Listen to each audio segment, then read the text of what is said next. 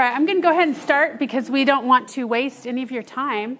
And I am recording this, so hopefully that'll work. And I'm going to put it on YouTube, so if anybody from your presidency isn't here or if you want to go back and listen to it, hopefully we'll have that all working. So first of all, welcome everyone. We really appreciate you taking the time to be here. I know Saturday mornings are hard to give up. So we appreciate you being here, and we've tried to put together some content that we hope will be helpful for you. And we also hope that you can get questions answered. I know there's been a lot going on, which is why we're talking about new year, new primary, because it seems like everything's different now. Feel free to stop along the way if you have questions.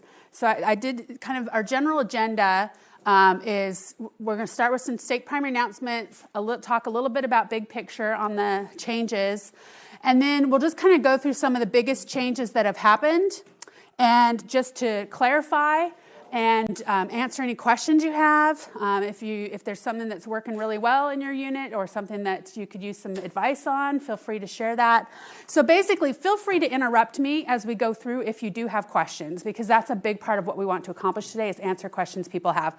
But if your question pertains to something coming later in the agenda, do try to hold it until we're on that topic.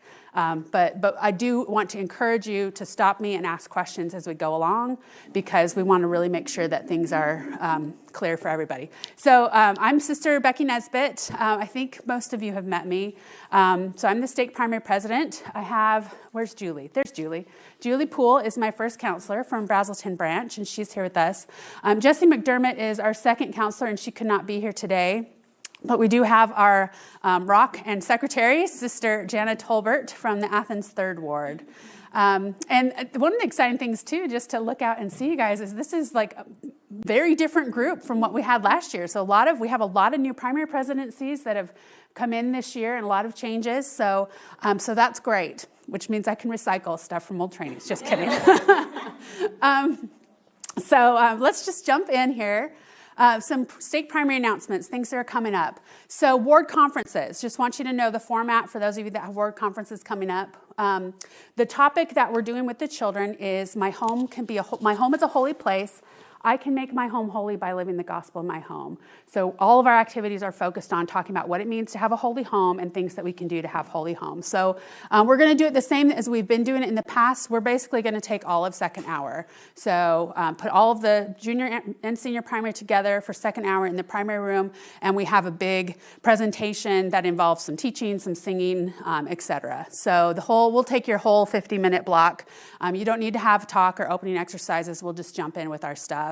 And then we'll take a few minutes at the end. Now that we don't have a third hour, usually that's when we would meet with primary presidencies, but we will try to at least touch base with you at the end after the block of meetings. So along with that, our challenge for the children this year is to find something they can do to make their home holy and to do it. And I got a really neat email this week from a family in the 2nd ward. So we did ward conference with them last Sunday. And, one of the little girls went home and put pictures of the temple in her home. And her mom emailed me because it was something that, the family's having a rough time. And it was something that was really special for them, that their daughter came in and just wanted to do that to make the home a holy place. So that's the challenge for the kids. So anything that you guys do at the unit level to follow up on that, we really appreciate that. So, occasionally you can remind kids, obviously after we've come, because if we haven't come yet, they won't know about it, but just to remind them to be focusing on that challenge. And also for Fall State Conference, we're going to collect stories and pictures to display like we do every fall. And my hope is we'll get you kind of a template. And I hope that they can do that during their primary class time on Sundays, so that way you can just grab it from the teachers and we don't have to worry about getting parents to send stuff in. So we'll get that out to you in August, in plenty of time before state conference in the fall. It would be a picture of how they helped make their home a holy place. Yeah. Or senior primary will tell something they did to make their home a holy place. Yeah. So any questions about ward conference, how we're handling that? I did email out the schedule at one point. I can email that out again if people need that. So feel free to let me know if you need that. Also, many of you might not be aware, so about a year and a half ago, I felt really impressed that we needed, as a stake primary presidency, to go start visiting families in their homes to share a message about preparing spiritually and temporally for the Savior's second coming. And President Nelson picked up on this because he's been talking about that too. So... So we're trying to visit. We're starting with the active families, and so we've visited over 100 homes so far. We still have a lot to go. So I want you to know, just to be aware, and we've been in many of your homes to share the message that this is an ongoing thing. It's going to be ongoing. It's just not a fast thing to do to try to visit everyone in their home. It's been really rewarding, though. It's been really neat to meet with the children and their families in their homes. It's a short message. We try to keep our visits brief, 15, 20 minutes tops. And occasionally, one of the reasons I want to tell you this is occasionally we do ask a member of the primary presidency to go with us on a few visits. And we're trying not to overburden any one person, but we would appreciate it if you, and I know a few of you have, Yinka has been with me, Allison's been with me, a few of you have been out on visits with us.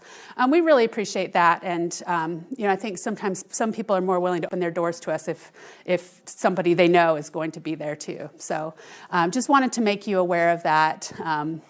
That we're just working on that on an ongoing basis. And, the message is basically about, preparing spiritually, so teaching children to hear the voice of the Spirit, and preparing temporally with food storage and other home storage so that we're ready for whatever comes. And, the message to the parents is that, kids don't prepare themselves, right? Kids wouldn't be prepared if their parents didn't help them out. And so, we just want this to be something that's in people's hearts, on their minds, so that the Holy Ghost can talk to them about what their family needs to do to prepare. Stake Pinewood Derby is in 2 weeks, March 9th. Car weigh-in, I spelled that wrong, starts at 3 p.m. Racing starts at 4 p.m. And we will have some open racing at the end, so we might have some 7-year-olds who know that there's not going to be Cub Scouts next year. So if they want to make a car and come, we can do some open racing at the end for those children. We will serve a light meal. Families are invited to attend. So please share that with your Scout leaders. I sent out a flyer last night or the night before, one of those two. So feel free to let us know if you have questions. And the top 3 boys from each pack in either speed or showmanship can go to the District Pinewood Derby, which is also here at our Stake Center on March 23rd. And Brett Smith and Frank Baxter from the 2nd Ward help out with that. So they use our track and they do it here at our building. So just so you're aware of that. Any questions about the Derby? This is one of the things that in reaching out to many of your units, I know many units have only a few Cub Scouts. And so, Pinewood Derby isn't really fun with 2 boys. So that's one of the reasons that we're doing this at the stake level. So we do encourage everybody to come and participate with that. And then we have one more big activity for this year, and that is Primary Super Saturdays. So this is the first time we're trying this. It's going to be Saturday, May 4th from 10 a.m. to 12 p.m. Oh, and I will email you also a copy of the handout in bigger form because I know some of those slides are hard to read, but it was way too much to try to photocopy large version. So we're inviting all children who are currently participating in activity days or Cub Scouts to come. So that's basically 8 to 11-year-olds. But, some of the early 7-year-olds might be there and some of just the early 11-year-olds will be there. We're going to do some fun and spiritual activities around the theme of making a holy home. Feel free to send me ideas, and if anybody has brilliant ideas for activities, we always take those. But we do ask that for every 5 or 6 kids that attend from your unit, if you could send an adult. So that could be a parent, it could be a Cub Scout or activity days leader or primary teacher or a member of your presidency. But if we have 60 to 80 kids here, there's no way that the 4 of us can manage that. So just kind of be aware that, kind of get a head count for how many kids are going to come from your unit and make sure that there's some adults coming with them. And we will be providing lunch and getting out a flyer with more details. And this is kind of our plan, is we're going to alternate every year between doing a Stake Primary Temple Day and the Super Saturday. And the reason we're doing Super Saturday, we're doing boys and girls combined just because the programs are changing next year. And we don't want to, I think one of the things that's been problematic about the current programs is that the program for boys and for girls is so disproportionate. And so we wanted to kind of equalize that, and that's why we thought, well, let's just bring boys and girls together for an activity. We'll see how it goes. If it's a disaster, we'll do something different the next time. You got to experiment sometimes. So that means in spring of 2020, we'll do a Stake Primary Temple Day again. So just plan on us alternating every other year. And we probably won't be doing a Pinewood Derby again after this year, since Cub Scouts will be done at the end of 2019. Unless, at some point we just want to do a fun activity. But let me know if you have any thoughts about stake level activities that are helpful for your units. We don't want to create activities just to create activities, but if there are things that are helpful, so like the Pinewood Derby, because it's harder for small units to do that, that made sense to do that at the stake level. But like I said, we don't want to just do an activity to do an activity. The Temple Day serves our purpose in terms of the things that we want to emphasize with the children. But if there's things that would be helpful for all of you and your primary children, let us know, and we'd be happy to do that. But from here on out, after this year, so this year's the Pinewood Derby and the Super Saturday, next year will just be the Temple Day. The year after that will just be the Super Saturday, or something else if Super Saturday is a disaster. So, all right, any questions about what's coming up for our stake? Okay, you guys are so easy. Okay, so what's going on here? As you guys know, there's been a lot of changes in the church, certainly the past year, but even the past couple of years. And I expect more are going to come along down the pipeline. And I wanted to kind of start by scoping out and, again, grounding us in the big picture so that'll help us to make the decisions we need to make as we go along in terms of details of programs and things. So a couple quotes from President Nelson. Will somebody read this quote out loud? Anyone volunteer? Yeah, Allison? The long-standing objective of the church is to assist all members to increase their faith in our Lord Jesus Christ and His atonement, to assist them in making and keeping their covenants with God, and to strengthen and seal their families. In this complex world today, this is not easy. The adversary is increasing his attacks on faith and upon us and our families at an exponential rate. To survive spiritually, we need counter strategies and proactive plans. Accordingly, we now want to put in place organizational adjustments that will further fortify our members and their families. Thank you. So I highlighted a couple things here that I thought were important. So one is, he's taken us back to our objective, which is always focusing on Jesus Christ, making and keeping covenants, and strengthening families. So keep your focus on that. And everything you do as you plan your activities, as you implement these changes, that's your focus. Strengthening faith in Jesus Christ, making and keeping sacred covenants, and strengthening and sealing families in the temple. So if you have a question about what to do, circle back to this and say, is this, which choice of the choices we have, which of those choices are going to help us to best do that? And if there's something that isn't in line with that, it's not worth your time, honestly. So keep focused on Jesus Christ and the temple, and keeping covenants and helping families. I also thought it was interesting and important how he talked about how the adversary's attacks are increasing at an exponential rate. He mentioned that again in his closing remarks at General Conference. And so he said, we need counter strategies. We just can't let the dark forces take over our families. Like, we have to be proactive, both in the home and in primary, in the church, about how we're going to manage that. And that's how I see a lot of these changes. These are the counter strategies. This is a proactive approach to mitigating the challenges that are happening right now and will come in the future. And another quote from President Nelson. This is from the spring conference. Can somebody else read that? Yeah, Lethea. Our Savior and Redeemer, Jesus Christ, will perform some of his mightiest works between now and when he comes again. We will see miraculous indications that God the Father and his Son, Jesus Christ, preside over this church in majesty and glory. But in the coming days, it will not be possible to survive spiritually without the guiding, directing, comforting, and constant influence of the Holy Ghost. Thank you. When he said that last spring, that's just one of those quotes that was just emblazoned on my mind and heart.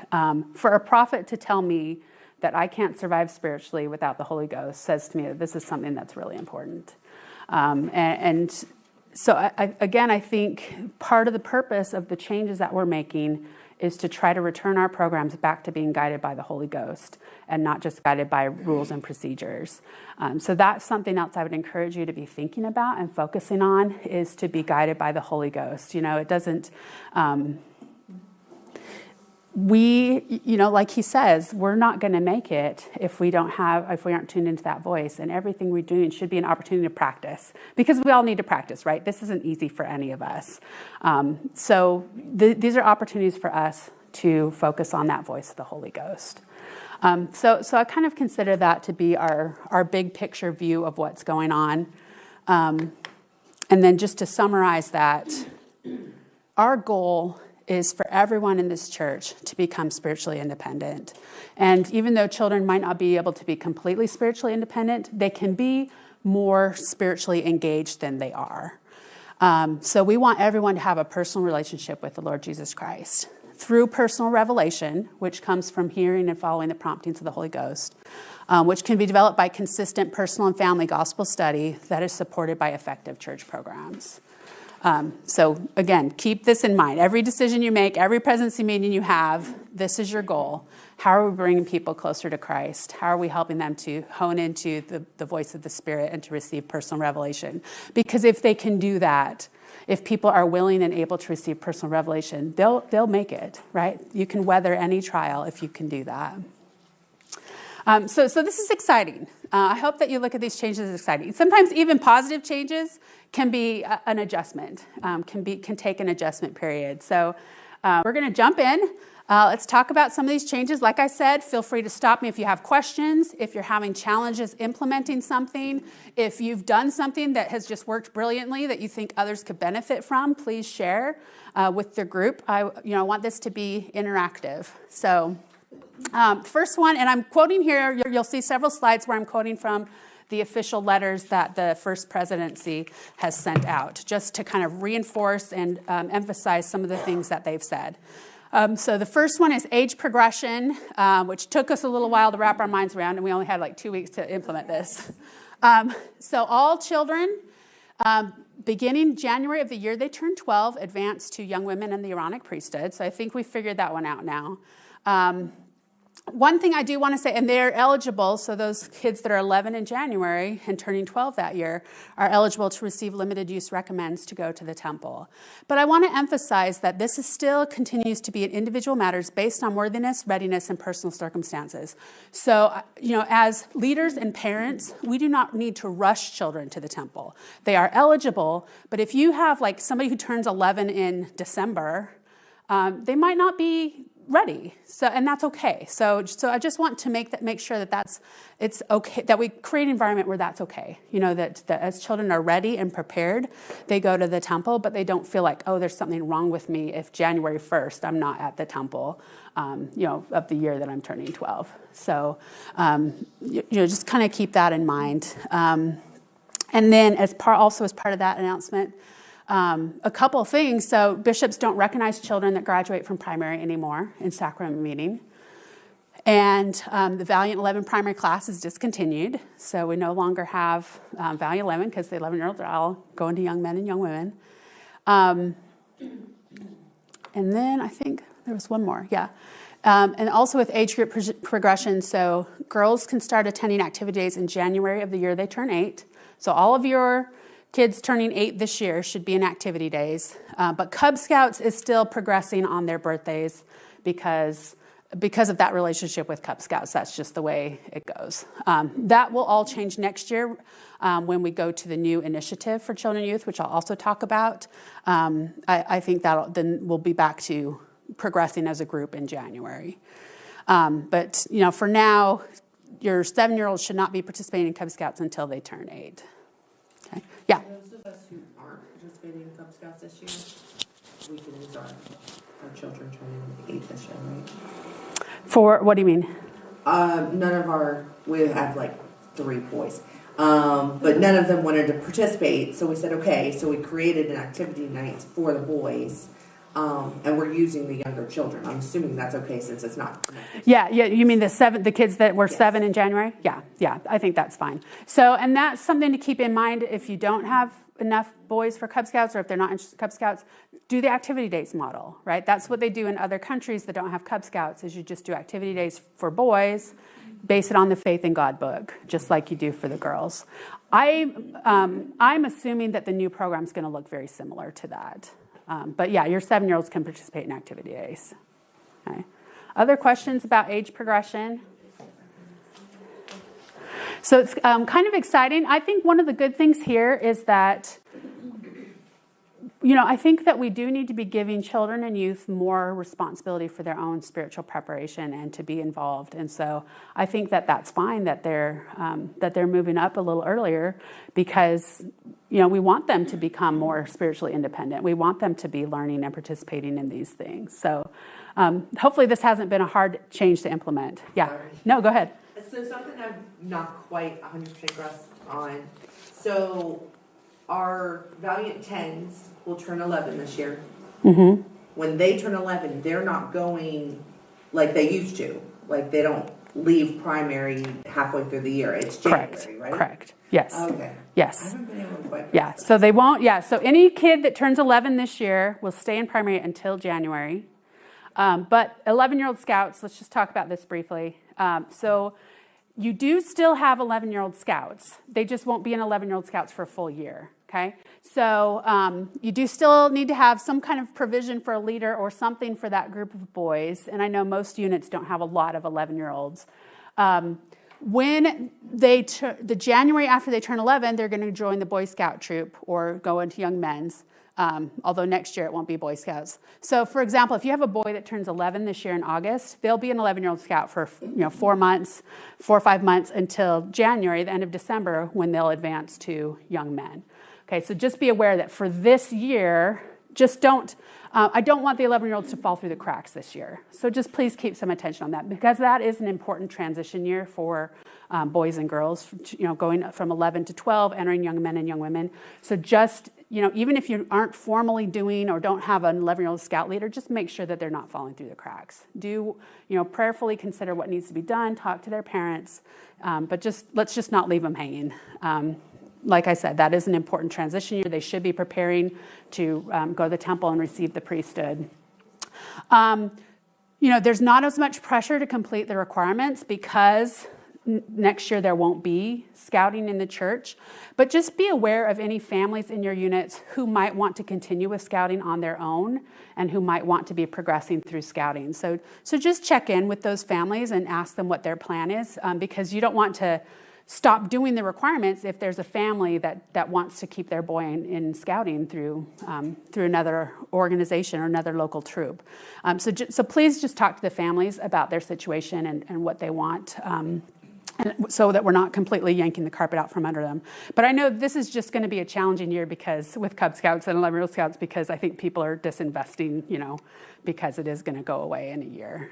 So try to keep them engaged. Try to do activities that will keep people there. Like I said, the requirements are less important, but do be aware of families that want to continue with scouting, and talk to them about that. Questions about 11-year-old Scouts? It's always, I'm not going to lie, sisters, I'm really quite excited that Cub Scouts is going away. Because it's always been a little bit hard, or let's just say a lot bit hard. For both at the ward and the stake level, it is the hardest thing to manage. So I think the new program is going to be so much easier that we're all just going to say hallelujah. And it's going to give us a lot of flexibility to focus on the needs of our units. Okay, so anything else about 11-year-old Scouts or age progression? Any questions? Okay. I think those were some of the easier changes. Once you get your mind wrapped around it, it's fine. So just a reminder, this came out a little over a year ago, about the changes in youth in the temple. So the way it affects us is about what was the priesthood preview is now the priesthood and temple preview. And it includes both 11-year-old girls and boys. And it's the temple and priesthood preparation meeting. The objective of this meeting is to help children understand the significance of the blessings of temple service, priesthood service, and making and keeping sacred covenants. Okay, so again, as you're thinking about this, keep this objective in mind. However you plan it, however you do it, however you adapt it for your ward, this is your objective, is to help them to understand the commitments that they're going to make when they in the January after they turn 11, when they go to the temple and receive the priesthood. So just a couple things from the handbook about this meeting. So it happens under the direction of the bishopric, but it's planned and prepared by you guys. Parents are invited. The purpose of the meeting is to help these children understand the blessings of temple service, priesthood service, and making and keeping sacred covenants. And the nice thing is the online version of the handbook has been updated since that letter came out, so it does reflect those changes. My hope is that the handbook over the course of this year will start reflecting the other changes that have happened. But again, that's our focus. A few other details about this meeting. It gives some potential topics that can be covered. Teach about priesthood purposes, helping boys strengthen their commitment to prepare to receive the priesthood, helping them understand how to participate in the work of salvation, so gathering Israel, both sides of the veil, and preparing them for the temple and to participate in proxy baptisms. So those are things to be thinking about. But what I want to emphasize to you, a little more handbook, and then I'll emphasize something. Remember, the bishopric conducts the meetings. You can invite other leaders as you feel is important for your unit. And if you have few 11-year-olds, you have flexibility in how you do this meeting. So you can do it combined with other wards, and that's what I know several of our units do. The stake leadership and the bishops opted not to do it at a stake level. They want to keep it closer to home. So, you can combine with other wards if you want. I would also suggest, if you only have one child turning 11, I think this is something you could go into their home and do with them on an individual basis with their families. So what I encourage you to do is to do what works for your unit. Okay, do what's going to be what works for the kids that you have and their situation. Yes? What about the kids this year that we've now missed that? Is that something that you can hand over to the young women or young men to take over that, or is that still our responsibility, even though they're technically young men and young women? I would sit down and talk to the young men, young women leaders, and just ask them, or kind of coordinate that with them, or parents. Yeah, if you haven't done that by now, it might be kind of past that window.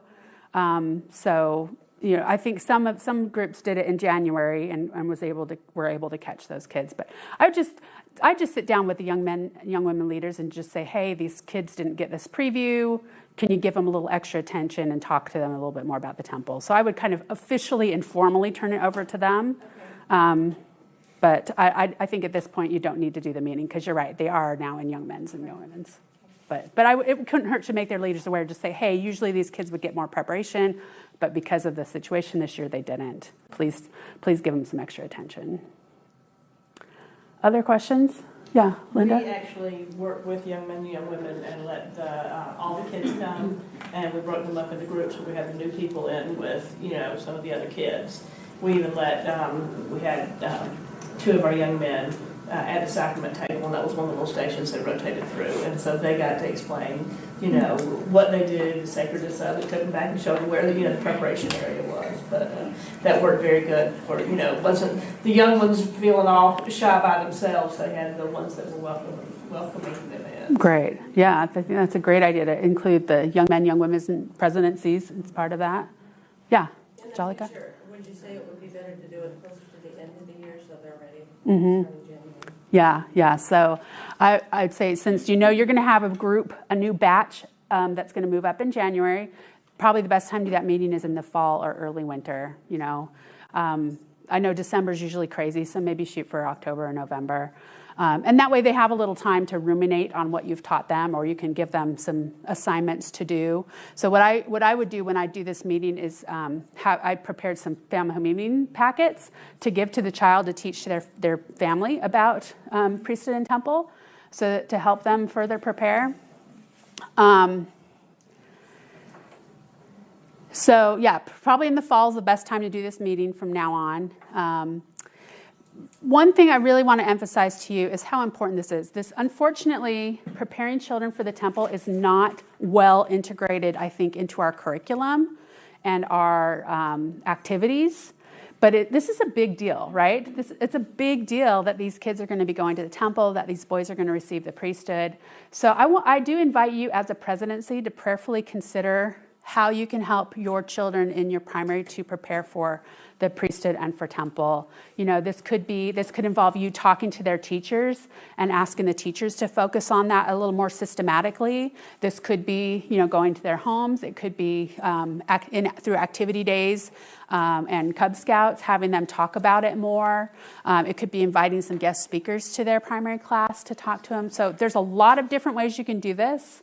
But I just invite you to prayerfully consider that, what you can do in your primary.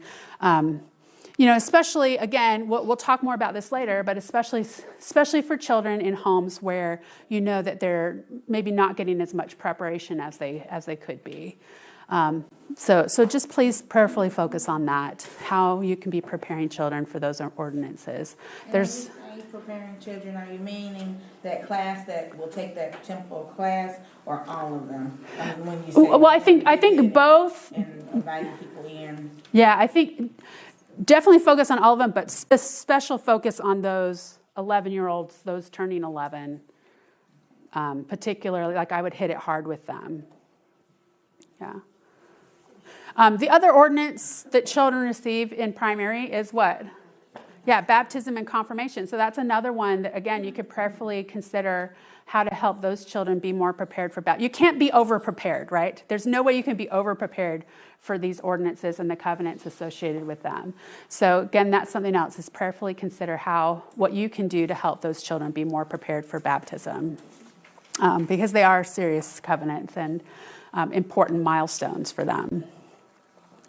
Other thoughts or comments on this topic? Okay, so I know we all have many questions about what this new initiative is going to be next year. I'll tell you what I know, which is really not any more than you know. It's always frustrating to me. Like, I found out about the changes the same time you do. I'm like, I have no lead time to figure this out so I can tell other people how to figure it out. So the new approach, we have a new initiative. The purpose is to teach and provide leadership and development opportunities to all children. So keep that in mind, that this is not only about teaching, but it's about preparing them to become leaders.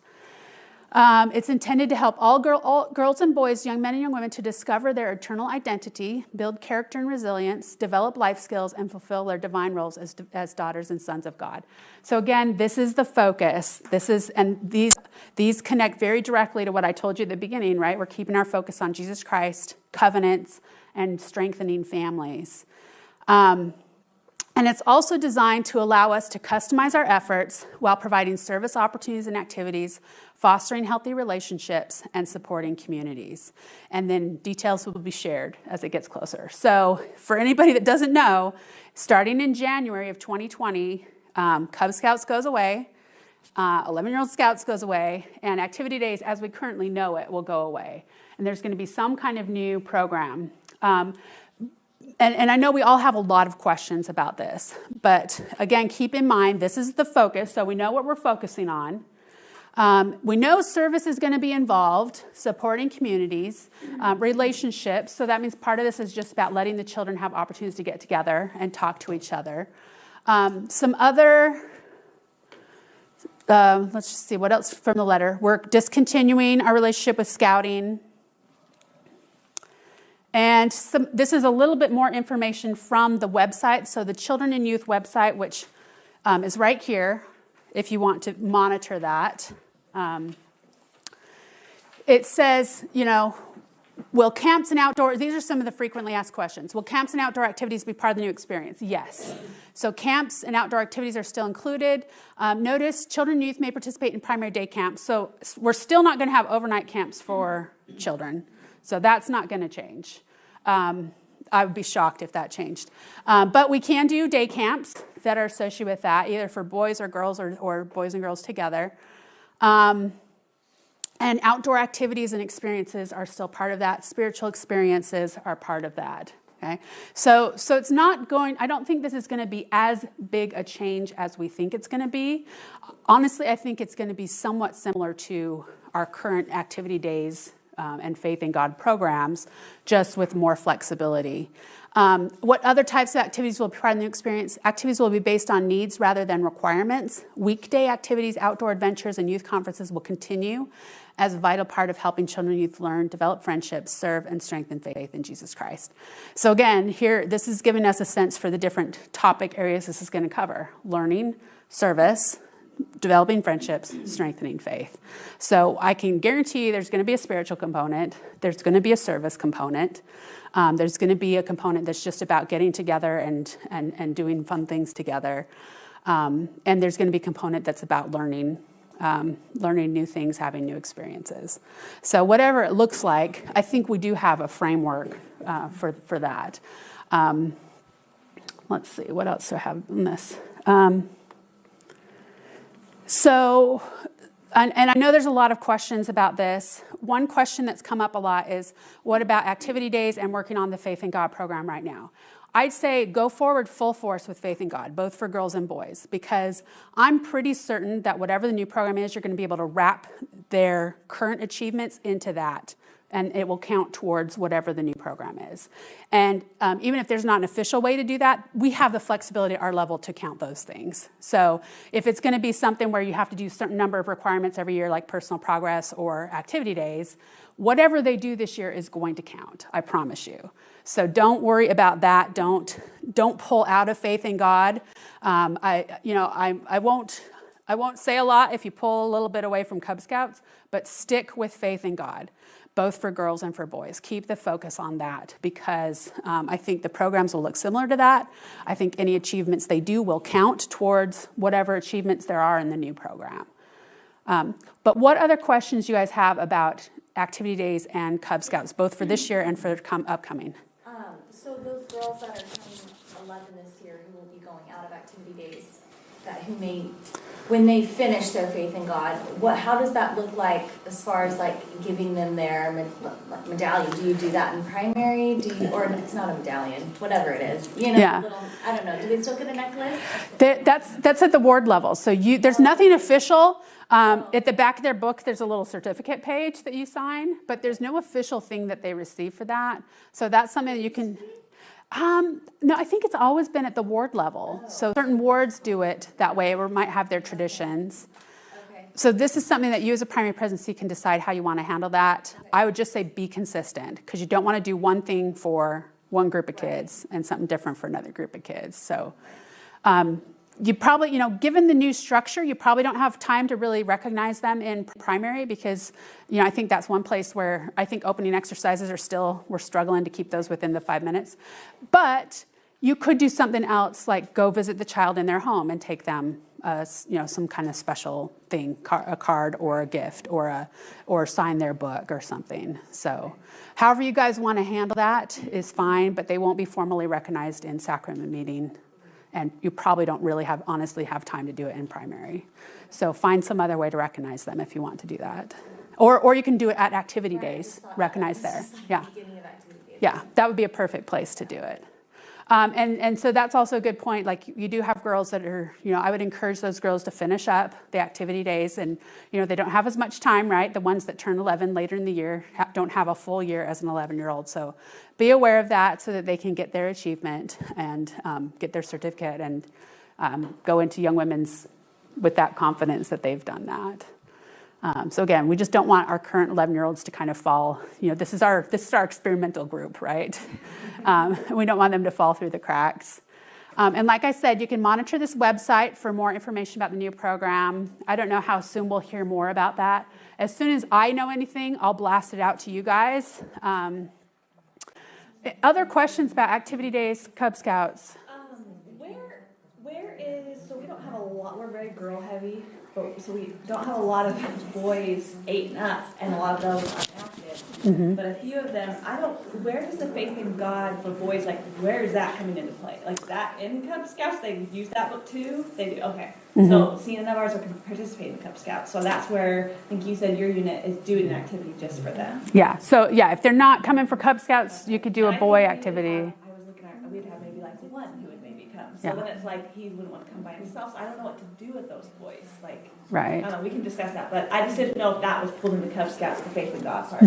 Yeah, let's do. Does anybody for other units have suggestions for that? Our ward, we're pretty much the same way. We have one boy. Yeah. And what we have done, we've talked to our bishop and, counseled to find out what works best. He's participating in activity days with the girls. And what we do is we have been pulling in Cub Scout activities as well that the girls can learn because, hello, we need to learn that kind of stuff too. And just incorporating it all together. Is anybody else in a similar situation that has? I feel like Advice? these boys are falling through the cracks Yeah. because there's so little of them and so many of them are so hit or miss. And I was just gonna say that's the same thing that my brother's family they have a small ward and the boys and girls do activity days together. But with one boy that might be hard, you know, like if he wouldn't mind me with the girls. right. Well, I'll definitely take it back to my bishop, but I just was like, And my suspicion is, I don't know for sure, but I think it's likely that the new program, they might be combined. Or for small units, I might recommend that you plan on combining next year when we get the new program. Because like in instances like this, you aren't going to have enough leaders, let alone boys, to do that. So in terms of looking ahead, I think combining those groups would be fine and will work and will probably fit the new program. But we need to start creating that culture now so it's not like, oh, I'm a boy, I don't want to be in the girl thing, So start changing that culture now. Yeah. We have hesitations too because we have opposite. We have one 11-year-old girl and 3 boys, and we put them together in the primary class. She actually helps keep stability. She rules the roost there. Yeah. This is a little challenging because usually kids that age, they like to be gender segregated. But yeah, I think when it comes to activity days and faith in God, if that's what you need to do, do it. And then just I would make special effort to reach out to those less active boys. Because if you get critical mass, if you get 2 or 3 of them, they'll enjoy it a lot more. And this is a place too, I would encourage you to use your primary teachers and just say, hey, look, these boys are falling through the cracks. Can you make a special effort to reach out to them? Did you have a question or comment? Oh, okay. I thought I saw another hand. Other questions, comments about activity days, faith in God, Cub Scouts? This is a weird year because it's just so weird to me that the church announced that this is going away like a year and a half in advance.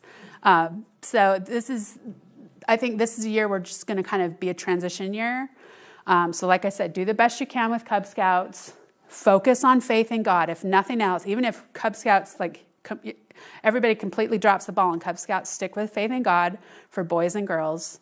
Combine your boys and girls if you need to in weekly activity days. And I think those things will put you on track for whatever comes next year. Feel free to let us know, too, if you have questions. Robbie? How combined activity, because we're going to do a combined kind of with Derby and Fiskar Ward and Loganville Ward, and we're doing boys and girls. Oh, fun. So we'll let you know how that goes. Yeah. Yeah, and that's one of the reasons we're trying the combined Super Saturday, too, for boys and girls, is let's see how it goes. Let's see how we can mix them effectively. Yeah. Is the Super Saturday going to be able to replace the Cub Scouts day camp? Or is it just going to be focused on other? It'll be focused mostly on other stuff. But if there's an activity or 2 we could do that would be helpful for that, let me know. Give me some ideas because we haven't planned it out yet. So we're open. And we do want to do some fun stuff if we can. So, yeah. That comment. For those of us who aren't doing Cub Scouts, would we need to do a primary camp for the boys? We have our own. We have boys and girls, so we have enough boys for an activity. Do we need to set up something since they're not going to be doing? If they're not doing Cub Scouts, you don't have to. If you want to do something, you're welcome to. Either for boys alone or for boys and girls combined. So that's totally up to you guys. So it used to be back in the day, primary was required to do, or we were supposed to by the handbook 4 activities a year, an activity every quarter, and we don't have to do that anymore. So now, as many or as few activities as you feel meet the needs of your units, do that. So if you wanted to do a day camp this summer, go ahead and do that.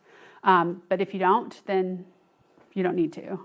So again, these are things that I would say prayerfully counsel about in your presidency meetings. If there's a need that you're filling, do it. But if we're just doing it to do it, I don't know. For me, that's not a compelling enough reason, I would say. But if there's a need you're meeting, if there's something you're teaching you really want to teach, if there's, if you're engaging children that wouldn't be engaged otherwise, like those are good reasons to do things like this. But let's not, again, we don't want to overburden ourselves or our families. But we do want to meet our ultimate purposes of bringing people closer to Christ and strengthening families and preparing children for covenants and ordinances. Okay, anything else on this topic? It's tricky. Life will be so much easier next year when we don't have Cub Scouts.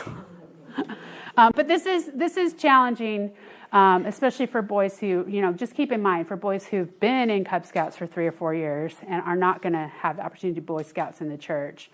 Let's just really, I want to encourage you to really cultivate some excitement about the new program, even though we don't know much about it. Get them excited about these changes rather than feeling like they're losing something. Because the boys particularly, like your 7-year-olds that are coming in who've watched their older brothers do Scouts, might feel like they're losing out or missing out on something. So use this instead as an opportunity to get them excited about what they're going to receive. Okay, so start this year in creating a culture among your primary of excitement for the new program and for what it's going to accomplish, because we don't want the kids to feel like, oh, I'm missing out on something. I'm not getting what everybody else got. Okay, and you guys have a lot of power over that. Okay, so the other big change this year was the changes to the new balance between gospel instruction in the home and in the church. So as we know, primary is held weekly, lasts 50 minutes. We have 2-hour church now. And we're encouraging individuals and families to hold home evening and to study the gospel at home on Sunday. Okay, and I mentioned this if you haven't had access to or haven't seen the YouTube videos that we did around training for this, let me know and I can get those links to you. But one of the things that we mentioned in the link is, there were, 2 groups of people I heard after that announcement was made at General Conference. There was the group that heard, oh, I have 1 hour less of church. And then there was the group that heard, I need to teach the gospel in my home. Let's focus on getting everybody in that second group. This is not just about shortening church. This is about putting the gospel back into homes and home teaching. And that's, you have a role to play in that we'll be talking about. Other parts of this change, so again, the primary schedule, 25 minutes, prayer, scripture, article, faith, and talk. That's all we get for opening exercises. This is so far what I've observed, and granted, we've only been doing this, 5 or 6 weeks now. I think this is one of the places we're still struggling a bit is keeping those opening exercises at 5 minutes. So, and we'll get there. I knew it would take us a few months to kind of figure this all out. So that's fine. But again, something to focus on is this is a very streamlined opening exercises.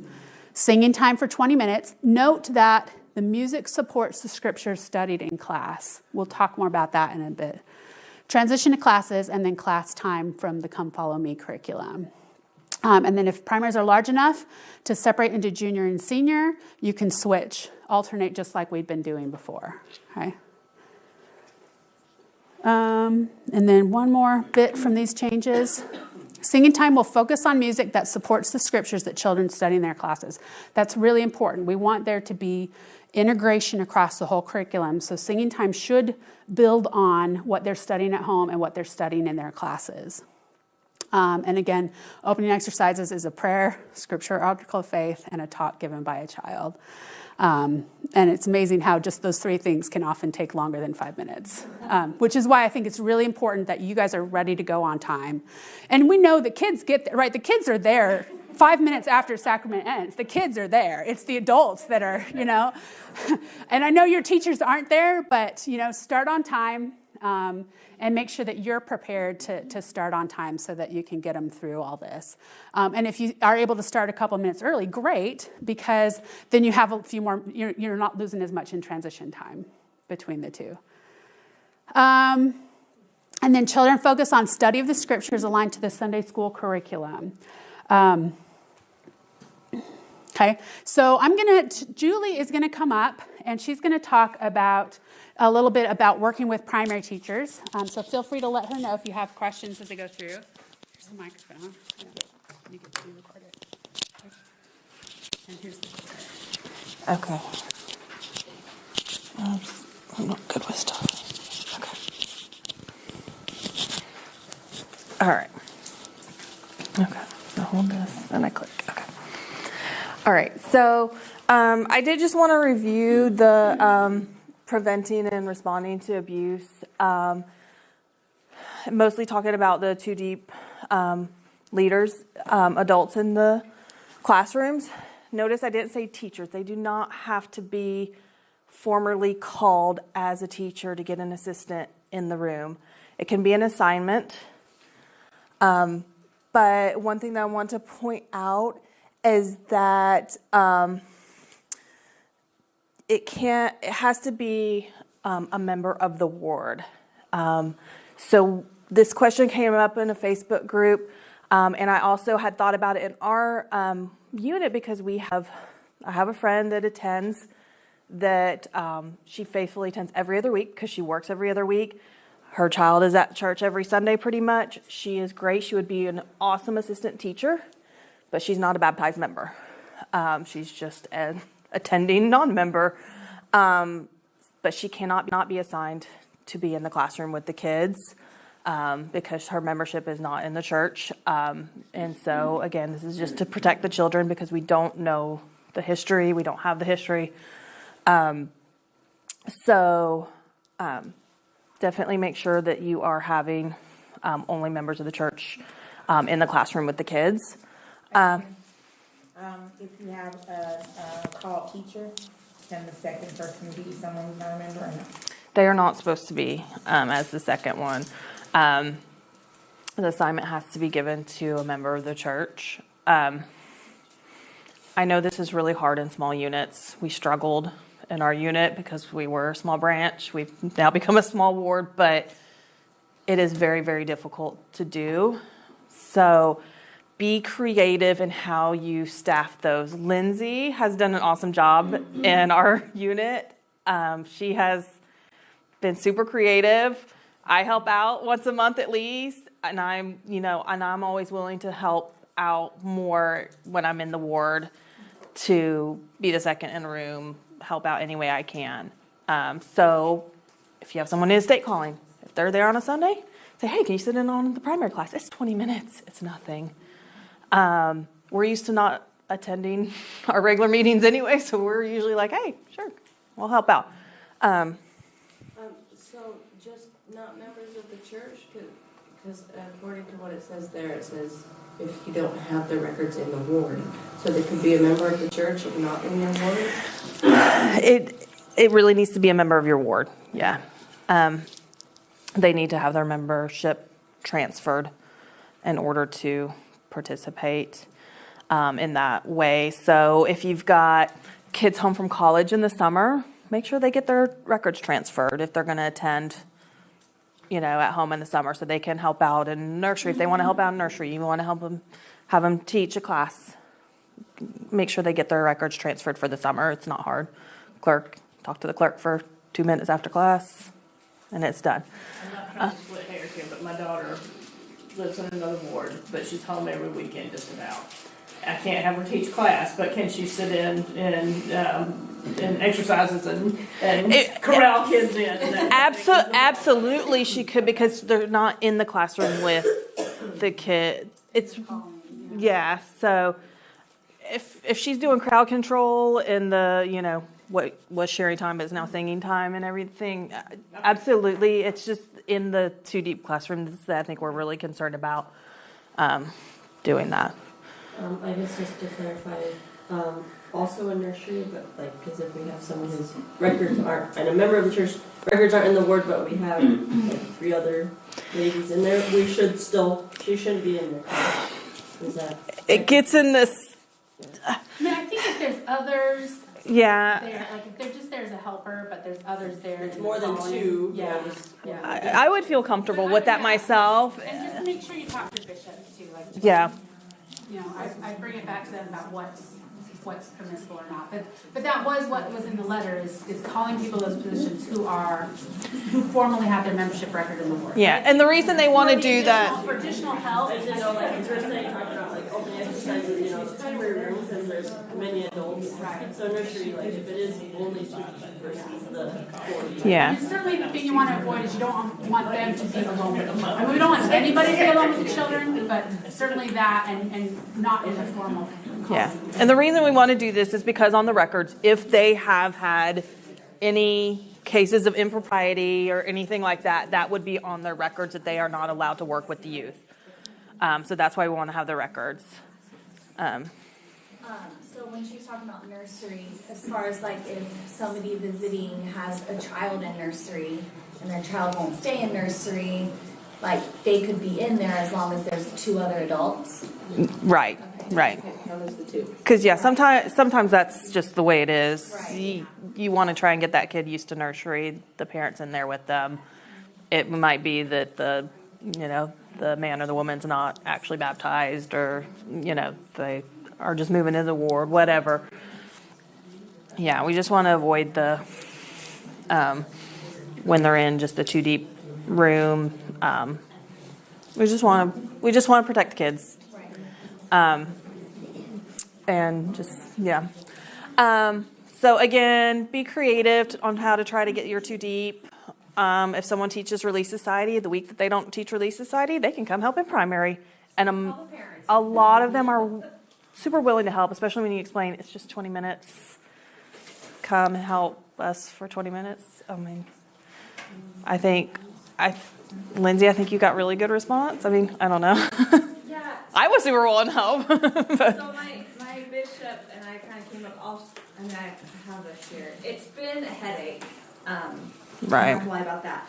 We luckily recently have gotten, so we have 5 classes. We're combined because we're small. Our senior primary is all 1 class. But 2 of my classes now have 2 official teachers. So they are always the same teachers, which is great. And they just work out how they want to trade off teaching every week or every month. And then I have my other 3 classes. So we have this little rotation chart, which it is a lot to keep up with. But so far, I think the more we do it, we're only in February, people are going to just be on top of it. But every Sunday, there's a different assigned assistant teacher for a class. And they know their assignment. It's an assignment from the bishop and myself. And so like Sister Poole is on the first Sunday with the Sunbeams. And so she knows that. And so she's there on the first Sunday with the Sunbeam class. And then there's someone different. And then on the 5th Sundays, we kind of like rotated these guys in. So it's taken a lot. And we put ourselves as primary pregnancy members in the rotation as well. So it's also a way to observe our teachers without them feeling like we're coming in on a special Sunday to absorb it. Like we're just an assistant teacher that day. So we've asked various members, and you have to work it out with like, okay, what callings do they have? So this person can do 1st and 3rd Sundays. This person can do 2nd and 4th. But we don't want them to miss all their 1st and 3rd, so we only use them on 1 of them. Does that make sense? So it is a lot of details into it, and it changes every time we think we've got it down. Like something changes, and then we've got a list of like alternate assistant teachers, because if one assistant teacher can't be there, we told them to tell us, and then we will find the assistant teachers. But if an official teacher can't be there, they need to find a sub, and their assistant teacher will still be there. Does that kind of make sense? Mm-hmm. So it's. I mean, you can do it, but it's not easy in small units for sure. But when we went to a 2-hour block, it freed up people every other week, so that helps a ton. So it's working. One thing that we've done is we've got an assistant teacher that covers 2 different classes, so they'll go in with the Sundays and then they'll go back in with us. Yeah, and if you've got a willing person that will do that, then yeah, you can cover 2 classes in a week with 1 person. Yeah, so 1 assistant teacher helps out in 2 classes. So yeah, there's that. That's great too. What we had ended up doing is we finally split our primary. We thought about a long time about doing that, but therefore we needed more teachers, and so we've got 1 set of teachers that teaches a younger group and an older group. They never come in. And then they don't come in to sing anytime someone else sits with them, and And so that has helped us. So we're not having to come up with a whole other set and worry about calling. Yeah, and I think we talked about that during the when we had the video training and stuff that we talked about, there's ways that you can do that too if you've got willing teachers that will do that. And both of these are strong teachers, so one can teach, one and then flip off, or if I need to, if one is off, then I can, put someone else in as a sitter. So it's worked well. Yeah. So there's a lot of flexibility now with the with the new time changes and stuff that it does allow for us to hopefully get these 2 deep leaderships that we've been supposed to have. So just try to make an effort. If you haven't been able to, try and find some creative solutions and try and get it so that we are protecting these children. So we'll kind of go through that. So with the one of the roles as the primary presidency is training and supporting the teachers. And a lot of that is found in the handbook in the section 553 and 554, and it talks about how you're supposed to do that. So 553 talks about the orienting, new teacher orientation for your teachers and what that entails. And that's an individual meeting with the teacher, hopefully before they start their first week teaching, ideally. So maybe they know what class they're teaching, they know who's in that class, because I know too often I have been called and I had no idea. Sometimes I knew what class I was, but sometimes I was called as a teacher and I didn't know who I was going to teach. And I was just like showing up on Sunday, kind of blowing in the wind a little bit there. So try to, if you can, especially if your bishop shares with you that they did get the call and accepted, because sometimes the bishopric doesn't tell you that they accepted their call until they show up in primary, or you hear it in Sunday that day. But hopefully your bishopric's going to tell you, and so that you can hopefully meet in person individually, but it'd be great even if you can make a phone call, text, something to tell them what class they are, get them the class role so they can learn about the kids, if there's kids with special needs or special circumstances that they might need to be aware of. Share those sorts of things with them, get them their manual, get them their resources, get them teaching no greater call. Those sorts of things are what's entailed in the new teacher orientation. Sometimes we assume everyone's been in primary before if we call somebody, but there's lots of people who haven't. So, everybody does need this. And like I said, at the very least, make sure they know where they're going and who they're teaching. But if you look in the handbook, it will give you more instructions on what you should be doing for that. Can I interrupt real quick? So our training last year, we went really in depth on orientations for teachers, teacher interviews, and classroom observations. That is posted on YouTube. So if you wanted, there's just a lot of information there about these topics. So that's on my YouTube channel, but I can send you the link if you're interested. Yeah, we can put the link on the Facebook page.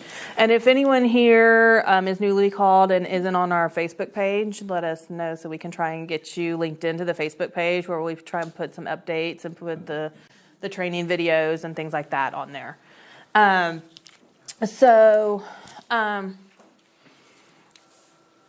When we do the teacher training, some of the things we want to focus on is how to teach and teaching the Savior's way, and the teaching no greater call. Those are the things that we want to focus on. But we also need to, with the teacher trainings that are supposed to be once a year, we do want to make sure that we're holding those, and that's a minimum once a year. You can do more for your teachers.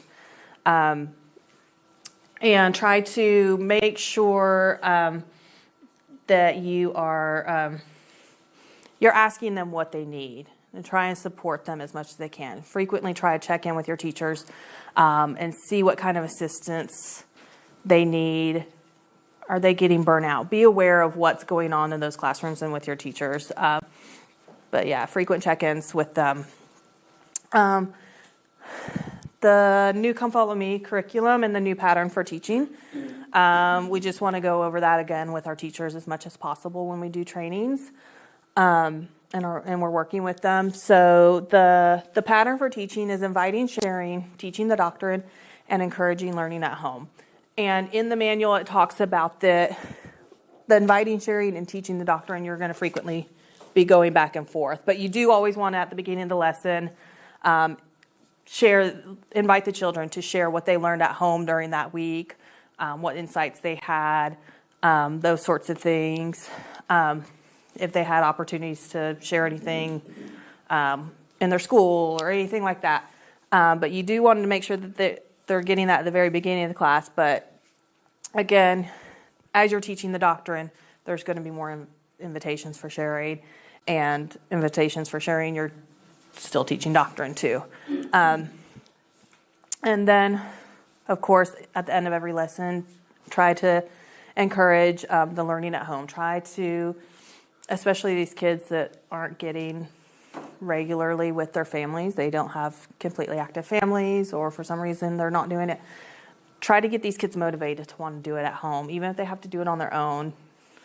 Try to make sure they've got their scriptures that they can read at home.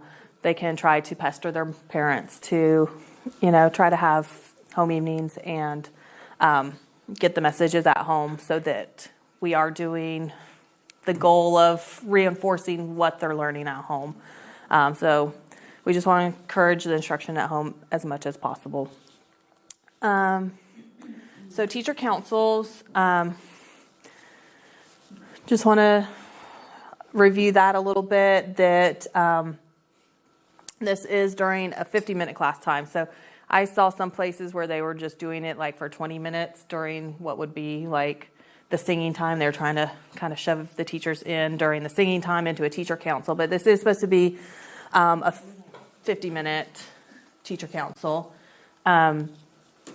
It's done under the direction of the Sunday school presidency. So you guys, as the primary leaders, work with the Sunday school and figure out when they're doing the councils, is it going to work best to try to pull your teachers out and split them where some of the weeks are going with on the second, fourth, or the first and third, or if they want to do a special council just for the primary teachers.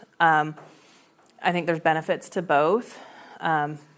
I think it'd be really great to have councils sometimes just as the primary teachers, because it is very different than teaching youth and obviously Relief Society and priesthood and things like that. But also it is sometimes good to be with some of those teachers because they've got different insights and different ideas and things like that. So there's benefits to both, but try to make sure you're working with the Sunday school presidency to try to make sure those councils are happening. Again, to support your teachers. Things like this lets them know that you care and you're thinking about them by making sure that the trainings and the councils happen. It's also nice sometimes for them to have just a little bit of a break and have something different to do, but also just being able in the council to bounce ideas off each other, get further instructions, ideas, things like that.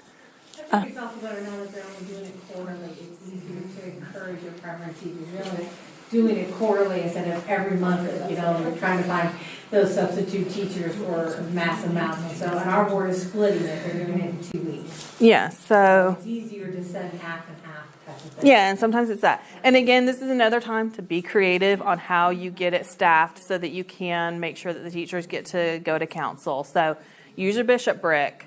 Use your youth to help out in some of the classes. You can do a big giant one class together where it's kind of a sharing time feel, but you're doing the Come Follow Me manual, but you've got a sharing time feel because you're all together. You can do things like that. The presidency can do the lesson. There's ways to do it, especially if you've got a small unit where it's hard to find coverage for the classes. Do one big giant class. Get the bishopric to help. Get the youth.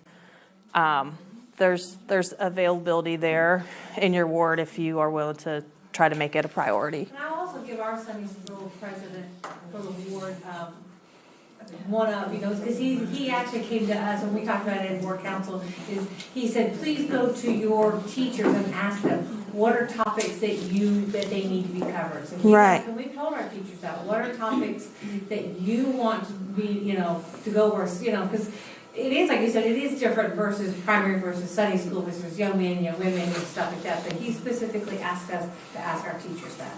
Yeah, so definitely. And you guys, hopefully you're doing observations and you're meeting with your teachers on a regular basis so you know their needs. But if not, talk to your teachers. find out what they need, so that you can provide that for them and give them the training and the support that they need. So teaching in the Savior's way and teaching No Greater Call, these are your resources for your teacher trainings and your teacher orientations and your councils to, talk about some of the methods and the ideas for instructions in these two manuals. So hopefully your teachers have access to these either in print or digitally. But this is definitely, it talks about the pattern for teaching, and just how to reach and teach effectively. So, and we kind of hit on this a little bit, but let your teachers know that you're there for them, because that's one of the biggest things about the primary presidency is being there for the teachers. It's not all just check boxes on, did I do 8 is great, did I do this and this and this. It's not just all programs to check off. One thing we did is we told the teachers, because we just have, one sharing time, because we only have 20 plus kids. And so we've told the teachers to come to us, for them to come in to sit with their kids, but then come to us if they need us to pull pictures or get things copied for them. Yeah. That way they're sitting in there with the kids, and there's 4 of us within the presidency. Yeah, you can get some of the materials that they need. And we put on the Facebook page, we've got the link to where all of the coloring pages and activity pages for the year are there in a file so that you guys can grab it and have it in the library or have it there in the primary room or something where you can just go make copies. It works beautifully. But again, just try to check on your teachers regularly and thank them for all that they do in teaching these kids. Sometimes you're ministering to your teachers are just going to be checking in with them in the halls after church and thanking them and asking them what they need. But sometimes it's going to be ministering in their home and come and visit them, take them a little treat or something, to again show you the appreciation for all they do for our kids. And then the YouTube channel that Becky was talking about, where it's got the trainings from the auxiliary training last year. It's got the trainings that we did earlier this year for the new Come Follow Me, and things like that. So we can get links to those put up on the Facebook page. We can get you guys on the Facebook page. Email out the links if you guys aren't on Facebook, but come and talk to us if you have any questions and you want any of these resources and links. And are there any other questions about teachers? Okay. All right.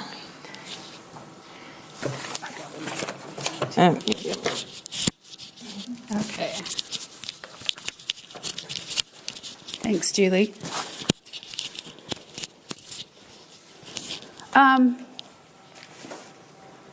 All right, and let me talk a little bit about just singing time real quick. So this is from the outline or Come Follow Me for singing time. The primary presidency and music leader select songs for each month to reinforce principles the children are learning in their classes and at home. And then a list of songs are included in the guide. And then the second component of this is as you teach songs to the children, invite them to share what they've already learned about the stories and doctrinal principles the songs teach. You may want to review the Come Follow Me for primary outlines that the children are studying in their classes. So, and this, again, this was covered in the training video that we did, so I don't want to be too redundant with that, but just wanted to really emphasize, again, that we want a sharing component in singing time.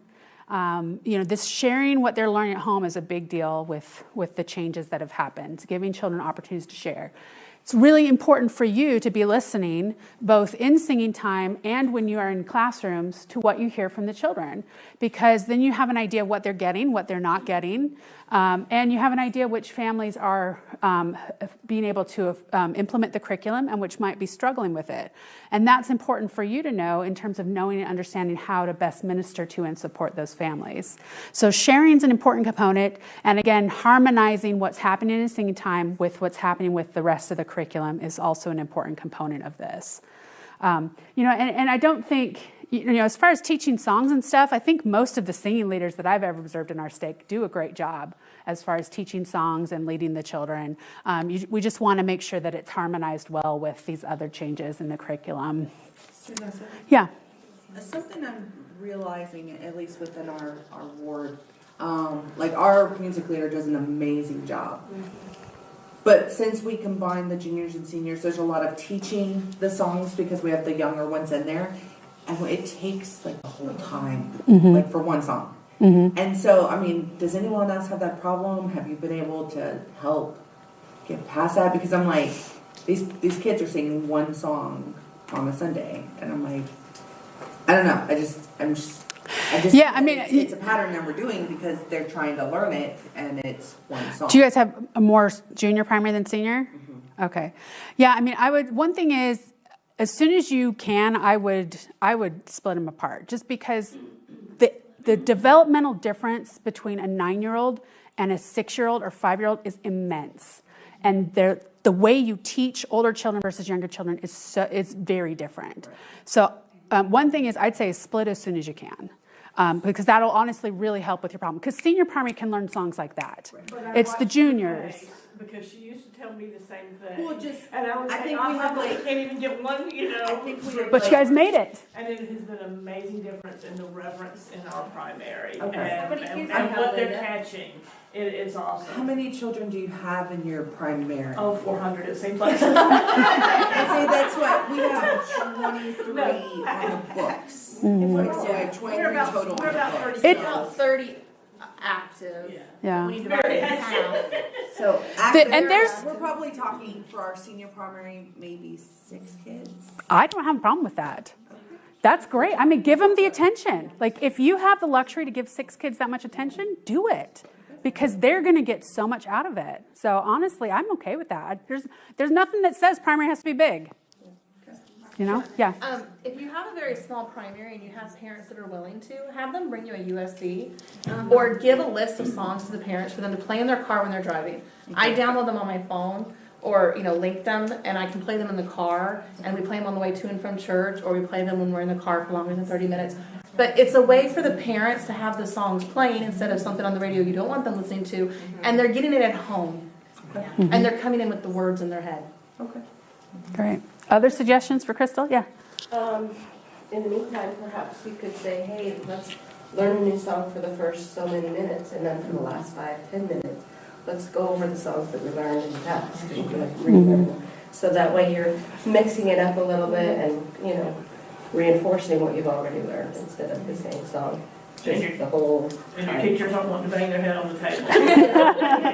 Yeah. Allison, do you have? I'm not sure of your breakup, but I know we've divided it into like the gap between like a 7-year-old and then like 9-year-old, or like we kind of shifted it a little bit so that it balances it a little bit more.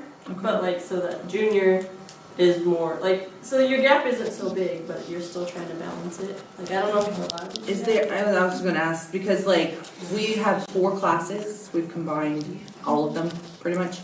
So one of our classes is part junior, part senior. So do we have to break that apart to do separate, or is I'm okay is with there you a- adapting it for how that works. Okay. So yeah, if you're bringing in some 7-year-olds to senior primary, that's not a problem, or even some older 6. Yeah. Okay. Yeah, if that's going to work and going to balance things for you, I think that's fine. Yeah, because especially like the 4-year-olds, 5, like they're at such a different level than those big kids. Yeah. So yeah, I think it's really going to help with reverence and with learning if you can split. Yeah. I thought that the 7-year-olds turning 8 are in senior. Yeah, technically they are, because they're in that CTR 7 class. Right. Yeah. Okay. Yeah. Okay. So the 6 is turning 7. Yeah. CTR 7 Is in senior. now senior. Yeah. Right. Yeah. Oh, never mind then. So- I take that back. Okay. Provide Yeah. Any other thoughts or suggestions on this topic? Yeah, I'd say that's one thing, is split whenever you can. Like really, honestly, it makes a huge difference. And like I said, I'm okay with smaller combined primaries just because the attention for the kids is so great and you can tailor it to their needs and to that group. So Yeah, and just also choose how much time to focus on learning new material versus reviewing old stuff and having teaching. And it is 20 minutes, so. When you're splitting, because you're supposed to have 25 of one and 20 of the other, how do you? Yeah, somebody who's splitting, Allison, how are you guys doing it? So our 5-minute, and then it's 20 minutes, 5-minute transition, and then a 20-minute. So it is just 20 and 20. So just. Do you guys do opening exercises with senior and junior or separate? We do combined. Okay, so yeah, they're doing combined opening exercises and then send one off to class, one to sing time, and then they switch. But I think second ward, you guys do split open. Can you guys explain how you're doing yours? I was just pulling up Yeah. my little schedule. So we do opening for 5, so we have junior in here, we do opening exercises for 5 minutes, singing time for 20, and then they transition for 5 minutes and have class for 20. And then the senior kids, they go to class for just 20 minutes and then they have a 5-minute transition, and so they're just lining up in the hallway while we finish singing time, and then it's a quick switch. Like, they come in, they go out. In one door, out the other. Yeah, we do the 2 doors. Especially if you have somebody knocking classrooms to make sure senior stays on time, then they'll be ready to go. It's quick to switch, and you can do separate opening exercises. Yeah. Jalika? What is it, 25 minutes for singing time? Because it's a 5-minute. And so when class only has 20 minutes, then at the end of class, they have their 5-minute break. So it's like the teachers, they do their class, then they have a 5-minute break, and they line up, or they're supposed to line up the kids on the hall, and then they take the other kids to class, or for a 5-minute break, and then they go to, then they have their 20-minute class. Whereas in the singing time, it's the 5-minute opening exercises in 20 minutes, and then a quick switch, and then 5-minute opening exercises, and then 20 minutes of singing time. But our teachers teach both primary, both senior and Senior, junior, yeah. in the same spot. And that would help you guys to be able to split is if your teachers teach a senior primary and a junior primary class. So they just switch out. But it's the same lesson, just geared towards older or. So your teachers teach twice? Yes. Which shouldn't be too onerous because these are 20-minute lessons that are heavily based on kids sharing. Yeah, yeah. But again, and keep in mind too, like keep your expectations for singing time realistic. 20 minutes isn't much time, right? So, and tell your music leader too, like it might take a month to get through one song or, a couple verses of a song. So that just take your time. We've been discussing the primary program and what that's going to look like. And I'm like, I have no idea how we're going to learn all these songs, if we're doing one a month. Right. And that's again why it'll help you because senior will learn them all and they'll be your backbone singers. Yeah. Any other thoughts, comments, questions? Yeah. That we've been thinking through slower learning. Just the primary program is going to be a lot shorter because of the meeting time. That's true. Not that to cut out songs, but Right. your selection, hopefully will have a bigger selection than what. And again, there's no requirement for a certain number of songs in the primary program. If your kids only know 3 songs, just do 3 songs. And then you could have a couple small group numbers. Like you could have the older kids do a number. Or, like you have so much flexibility with the sacrament program. So if they don't know 10 songs, that's not a problem. Yeah. Yeah. Anything else? Other questions, thoughts, comments? Okay. And notice the Singing Time resource has information about teaching doctrine to children and helping children learn primary songs. There's some great stuff in there. So just make sure your singing teacher leaders are aware of that and using that information. And like I said, we have our training video on YouTube as well. Yeah. One of the things that we've done just this past month is we each as a presidency member taken like 2-3 minutes at the beginning of the singing time just to kind of go over the scripture that's associated with that song or the meaning behind that song or something like that, just to kind of help teach them a little bit of doctrine, because we have a very, very introvert primary courser right now, and so she has a hard time talking to the kids, so we're trying to help teach the doctrine behind that song and the meaning of it and stuff. Great. Also helping with the activities that go along with the singing, so that the burden isn't completely on the chorister. And since we've been freed up, we're able to help. So let's use this game and I'll print these out for you. Yeah, no, I would also call that modeling. You know, you're basically, by doing that, you're teaching your singing leader what to do. So for both teachers and singing leaders, if they're not doing something that you think they should do, or if they're not teaching effectively, model it for them. Say, hey, I'm going to teach this week. I want you to watch, and then we'll debrief. And then maybe sit down with them and, hey, you're going to do it this time, and then we're going to debrief. So model for your teachers and your singing leaders what you want to happen. Because a lot of people don't know. People aren't born with knowledge of how to teach kids, actually. When we think of home-centered versus church-supported, it does go beyond the classroom. Sometimes we think that our kids are going to go to church and they're going to get and I have a the couple doctrine videos I want to and show they're you. going to come home And I want you converted. to be thinking about And when they're these two 18, questions. they'll What all does be ready to home-centered leave the look home like? and And what does go on a mission or whatever. But church that supported responsibility look like? is in the home. So let me show you And these. it's a daily occurrence. There Just will be make sure formal my opportunities sound is turned up to here. sit down with our children and teach and talk with them, but there will be a lot of informal opportunities as well. And I think those we have to recognize as opportunities. It's driving in the car on the way to school. It's picking up a child from soccer practice. It's sitting down after you've come home from the temple and taking a few minutes with your children to talk to them about the experience you've had, sharing your testimony with them. It's noticing their faces.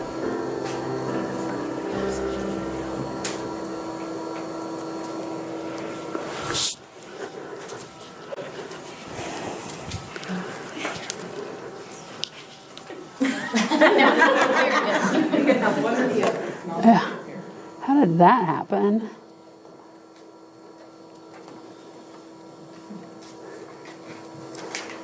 Okay, that's up. That.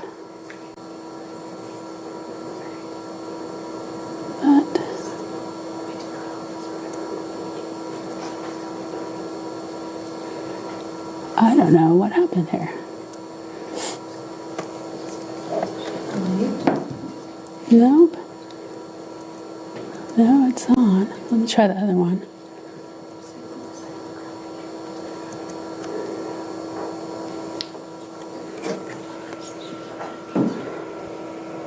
Nope, not hearing anything there. Okay.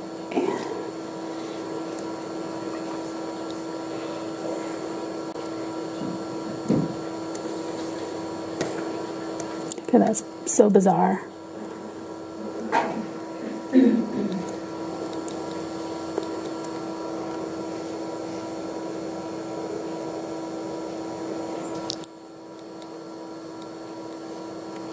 I don't know what happened. You did it when you did it. Okay. Can we send it over? Yeah. Let's try.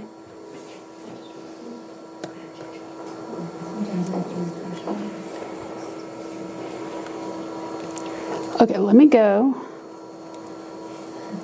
to the website.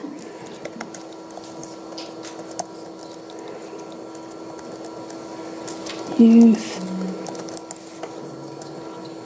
We'll try it from the website. So these videos are actually from the Children and Youth website where they're posting.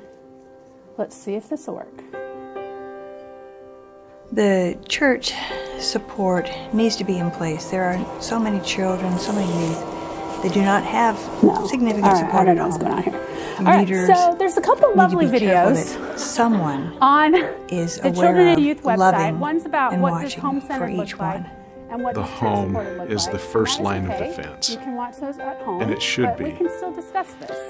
But if you your think ideas of instead. this second line of defense, So what? the bishops, what the does young that mean men to you or guys? young women leaders, You know, what the does primary teachers, church all supported of those mean, and what people does that are in the home-centered background mean that are as far as secondary. gospel learning and There are everything occasions where relevant to that primary? second group needs to come forward, and in some cases need to be the first line of defense in helping the family. But it's the parents and the family's responsibility to bring spiritual learning experiences into the family's lives. And it makes it more meaningful instead of it just being a once a week thing. It needs to be done consistently every day. And that way, so when we do go to church, it's supportive of, oh, what have you been learning this whole week? You know, it's more a lifestyle change instead of a once a week Gotta get this done. Check. Went to church, we're good. Yeah, I love the integrated curriculum, that we're all learning the same thing. Other thoughts? Home-centered, church-supported. What does that mean to you guys? When you're studying at home, it's just so much easier to get substitute teachers. That's true. They're prepared. Yeah. I think that's just great. We can pull anybody, and they like 20 minutes, even if it's a spiritual thought. You know, if it's a last minute substitution. What did you really learn? What stuck out to you? Just we can share it with the kids. My husband, I wrangled him into as a primary teacher. So I get to hear about his class every Sunday, and it's adorable because he's got one of the younger classes, and he says that they talk way more than he does. That he'll bring up a topic, and granted they're young, so they want to talk. But they'll just discuss about the things they know and the things about this. And he says sometimes I'm more there of wrangler of let's bring it out of left field and back to the, you know. But he talks about how they have discussions. Even at, I think they're the 5-year-olds, like 5 or 6-year-olds, that they sit and they discuss the things they are learning, the things they know. And I think that is something that's different than, I know, showing, not primary wise, but really exciting. You show up to listen to the lesson. And instead, it's let's join a discussion and what we know and discussing. So I love that we can incorporate that in a primary setting, that these children hopefully are all learning these things at home, so they're having discussions, and instead of just being fed, they're reciprocating. Right. And people that have studied the lesson, both kids and adults, then they want to share because they've been thinking about it and they have something to share. Yeah. I think it's nice that the resources are the same at home as they are at church, because as a parent, you're always on Sundays, what did you talk about today? And you want to be able to reinforce the things that your kids are learning in church on Sunday. And it's nice that we're all on board learning the same thing. Right. And the cool thing is now we've switched it. So instead of like, what did you learn? It's what did you learn at home this week? And, so it's now the church, the church component is kind of backing up the component that you've done at home. So it's really cool. Allison and then Yenka.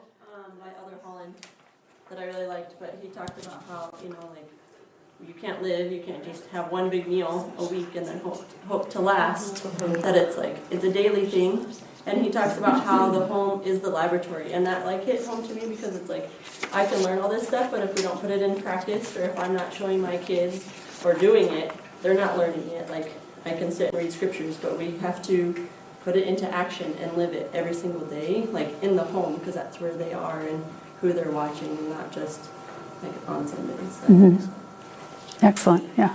So I was thinking about it, at home you're doing your original teaching. They get in all the content that they need. They come to church and they're sharing and they're talking to each other. And the teacher's like a facilitator, but I read something that says we don't call ourselves facilitators because we are teachers. So I'm thinking of the teacher as more like a second witness to what the parents have already put into their kids. It's a reinforcement. My parents taught me this. Oh, my teacher's also saying this. Just makes it feel more solid and true for kids. Very good. Yeah. Linda, did you have a I comment? was just going to say, it's said this for years in all of our primary manuals, that, we are backing up what's taught at home, and it's so cool to see it now coming to fruition. Right, now it's structured that Rather way. than just being the thing you read when you first take over your college and then, never go back to. But, Yeah. I think that's because we have that resource. Yeah. What an amazing resource that we've been given to have in our homes.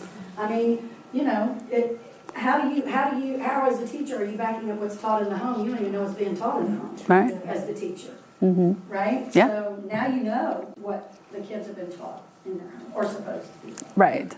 Other thoughts? Oh, Alethea? I always kind of see it as, when I come to church, it still feels kind of like a formal learning structure. Whereas at home, it's about relationships and developing those relationships. And that includes our relationships with our Heavenly Father and our Savior, where we're focusing more on that aspect of it as to just going and being able to spout back whatever is being taught to us. Right. Yeah. So we want it to be sinking in deeper. Did you have another thought, Linda? Okay. I was going to say Yenka. something as far as the kids sharing. I think earlier you were like saying encourage them, even if they do it on their own at home.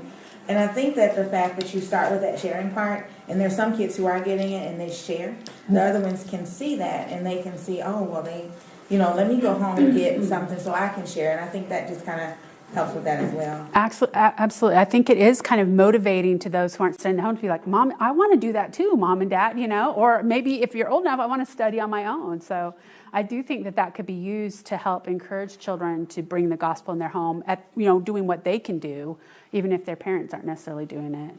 And Sister Rosie, Yeah. I think we also can use, let's be honest, kids are tattletales. They will let you know if they're getting it at home or not. and so, but we can, without being, we can take that knowledge and be like, oh, hey, let's go visit, or just whatever. We can take that it's a reciprocation of this information. So we know, okay, this class really needs to be more focused on because they're not getting it at home, or we need to do more visits, or we need, without being. But they'll tell you in a heartbeat who is doing it at home and who is not. They will. So yeah, absolutely. You learn a lot about families by sitting with their kids. So let's talk about, what does it mean to be, church supported? What is our role in this rebalancing of teaching the gospel? What does that mean primary presidencies should be doing?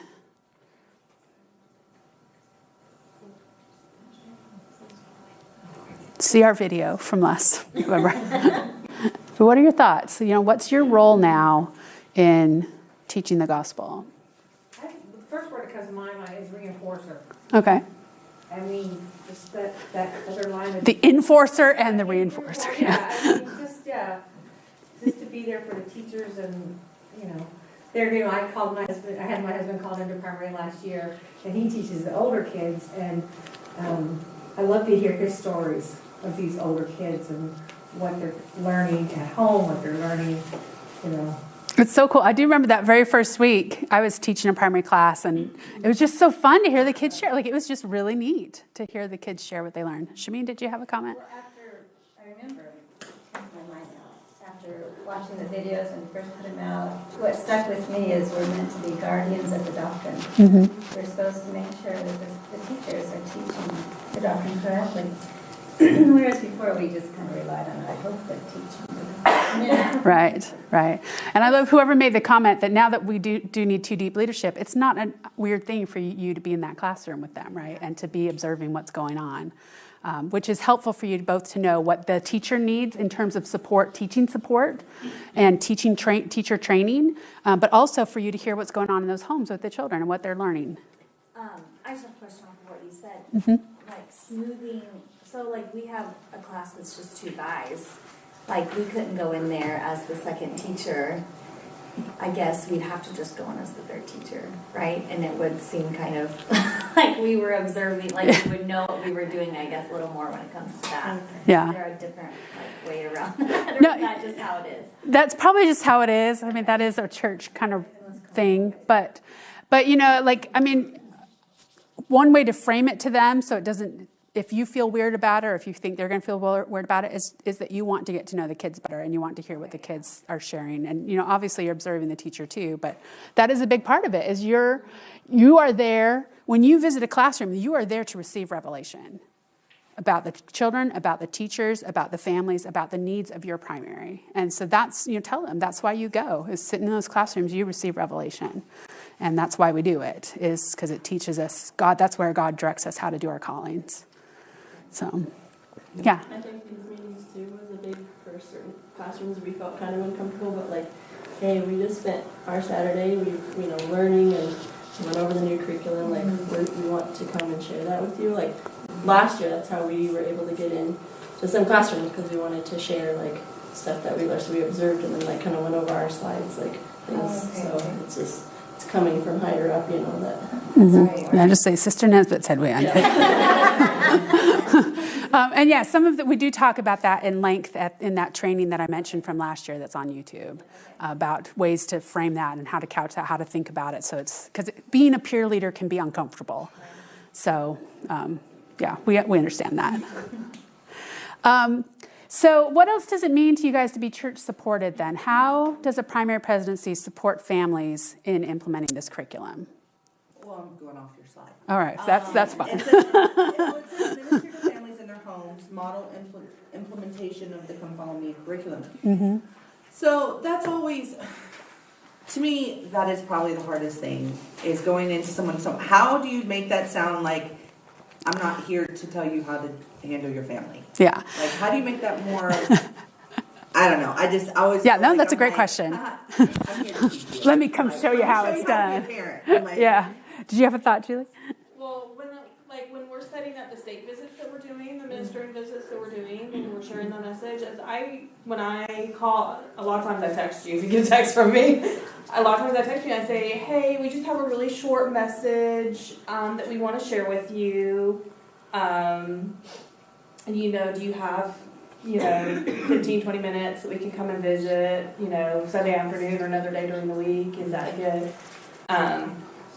And I just say, we just have a little message that we want to share. So it's not, we're checking up on you, we're not. And then your message can be. It's just a message that we want to share with the kids. I was going to say, do you focus on the children or do you focus on the parents? Like, because it is kind of both that you're there for. Yeah. I would feel that out, if they're like Sunbeam age, really young kids, they obviously have limited attention spans. So your message might be more geared for the adults. When we visit homes, we try to teach to the children. But then there's also a component where we direct it to the parents. But, and I think that's a great suggestion, and you can come in with a spiritual thought related to President Nelson's counsel, related to, especially now that it's new, that's not weird for you to say, hey, we want to come share a message with your family about, learning the gospel in the home. And then just talk to them about it. And if it feels right and feels comfortable, you can ask them how it's going for them or share some experience. One thing that would be really powerful is just to share your own experiences in your own home. How it's changing your lives for your family to do that. And just to share, then you're just sharing. You're just sharing, like, my experience with this. And that's not threatening for people. But yeah, you do want to go in with the right attitude. We're not going in to lay the smack down on anybody, right?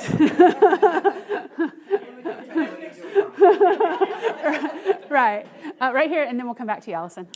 My husband and I, we don't have children, so, we borrow hers a lot. But, we found that when this whole program came out, we've been going out with missionaries.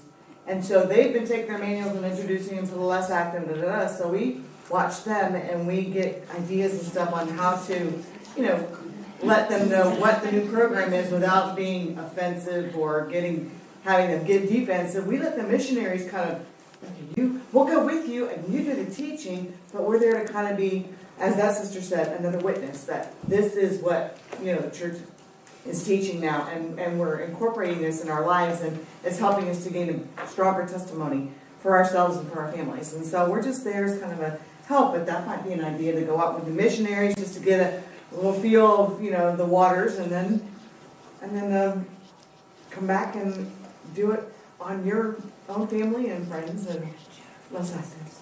Right, great. Allison, what's your Something thought? that somebody mentioned in our sacrament meeting last Sunday that kind of has stuck with me is how she talked about when you see somebody doing something wrong or whatnot, it's not usually welcomed if you go and you say, you're doing this wrong and this wrong and this wrong. She talked about how, doing it with them.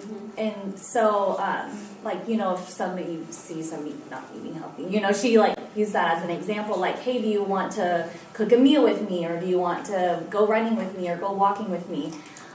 So I think maybe something with that is, hey, can I teach your family home evening lesson? Or maybe use family home evening as a way to do something with them instead of coming and doing it to them. Right, absolutely. And I would put that under modeling, right. If either going to their, just say, hey, we want to come teach your family home evening this week. Who's going to say no to that, right? Another great thing to do is invite them into your home. If you invite families into your home for your gospel lesson, your family home evening, then you can model for them what to do. And some people need that, right? Some people did not grow up in the church. They didn't grow up with family home evening. They have no idea what it looks like or how to do it. And so that could be a really helpful thing for them, is just being invited into your home. You show them how it's done. And then, even casually it could come up, about ways to do that, or, you could just bring up what's been hard, what your barriers were, and they'll probably identify with those barriers. Shameen, did you have a comment? Just quickly, I grew up, my mother was not active. I didn't know how to hold a family meeting until I started going into the homes. My best friend was the stake president's daughter, my boyfriend was the bishop's son, and I got to see how these families incorporated gospel study and scripture study and family home evening. I wouldn't have known how to do it. And it's really, when this came out, when the curriculum came out, I was really worried about the youth in the ward that don't have that. And so I explained that to our bishop and my concerns, and they take it all under consideration. But some of us just don't have that training. Right. That's like primary. And for some people, like, it's trying to wrangle their kids is so frustrating, and maybe they need some ideas of different activities they can do that will be helpful. I mean, there's lots of ways to potentially support families. Yeah, Jolika. I'm actually kind of embarrassed to share this. I feel like I need to. But when our oldest was really young in primary, she's always been really strong-willed, and we moved into this ward that was insanely reverent, and so she stuck out like a sore thumb, and it was really embarrassing for me, and I was like, you just need to change, and she had this amazing primary president that invited just me and my husband to her home. And she was like, I just love your daughter. I want to know, what can I do to help her? And even though I knew it was like in a way, she was, not that she was calling me to repentance, but she was critical. I'm like, yeah, I know she's so stubborn. And she's like, no, I think she's an old soul. She's got a strong will, and you don't want to crush that, And it was like, my mind was just blown. Like, you're right, I don't. It just needs to be steered, I don't want to. And so just her and her expression of love totally changed my outlook on this child, who I still struggle with to this day. But at the same time, I realized, what we're doing is right. And as long as we're guiding her to get her own testimony, that's all that we're supposed to do. Yeah, anyway, so she totally just changed my whole outlook on parenting, but she did it in such a way that it was like she modeled, we need to show more love. And she didn't really put the smack down on me, but even though I did, I was. You put it on yourself. Yeah. I mean, it was really awesome. So I think us going into homes and, just showing love and support for them, like, what can I do to help your family, because we're here to support you, makes a huge difference. And, I'm glad, that's a great story, so thanks. I'm glad you shared that. And I think it really illustrates an important principle here, is that whatever you do in the spirit of love will most likely be well received. Decisions made from fear are not the best decisions we made. So we don't want to say, I don't want to do this because I'm afraid. If you see yourself doing that, that's when we need to go to Jesus Christ and say, I need you to take my fear away. And I need you to give me a spirit of love and help me to know out of love what to do for people. So coming at it from a place of love instead of a place of fear makes all the difference.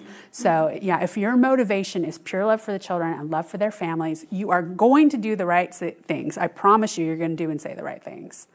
So thank you for sharing that. Did you have a comment? I was just thinking about her going in other homes, and I think as a youth even, as a child, to see other kids, for lack of a better term, it being a cool thing to do, if that makes sense. Other families are doing this. No, my mom's not the only one making me do this. Right. So I think that would be great to have, families do the other things too. And one of the most powerful things is when children do perceive that as a cool thing to do, they're going to go home and nag their parents to death to do it, right? Right? So work through the kids. And like Ginka said earlier, when the other kids see kids sharing in their home, they're going to want to be like, what is this? Why isn't my family doing it? So work through the children too. Like if they nag their parents enough, it'll happen, right? So, if the kids are motivated and interested and excited, they're going to want to bring this in their home. And so another way you can do this is if there's parents or that aren't going to teach it, give the children some resources to learn on their own. Help them, make sure they have a copy of the book. Especially older kids, they can read through it. They can study scriptures on their own. Little kids can still read a couple verses, so give them some resources that they can use to study on their own. You're right, we can't control the parents, but what can we do to support the children that want to learn is one thing to think about. Lindsay, did you have a thought? It was going off of just showing love for the children and families, and I think one way to do that is getting to know them and their interests and what they're involved in and attending some of their things. I had a good experience.